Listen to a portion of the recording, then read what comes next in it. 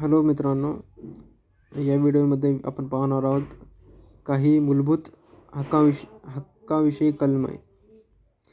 मूलभूत हक्कांचा समावेश अमेरिकेच्या संविधानामधून केला गेला आहे आणि यांचा समावेश भाग 3 मध्ये केला गेला आहे.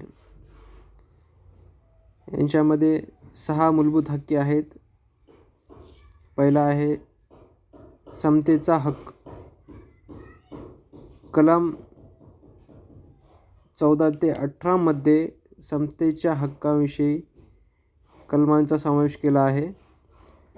कलम 19 ते 22 मध्ये स्वातंत्र्याच्या हक्काविषयी कलमांचा समावेश केला गेला आहे आणि कलम 23 ते 24 मध्ये शोषण विरोधाच्या हक्काविषयीच्या कलमांचा समावेश केला गेला आहे आणि कलम 25 ते 28 मध्ये धर्म स्वातंत्र्याच्या हक्काविषयीच्या कलमांचा समावेश केला गेला आहे आणि कलम 29 ते 30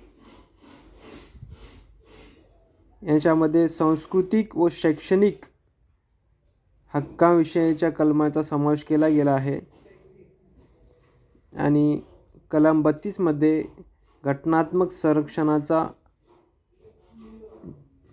समावेश केला गेला आहे. 7 मूलभूत हक्कांचा समावेश 44व्या घटना दुरुस्तीनुसार 1978 मध्ये केला गेला आहे. थँक्यू गाईस. ही थोडीफार माहिती होती मूलभूत हक्कांविषयी.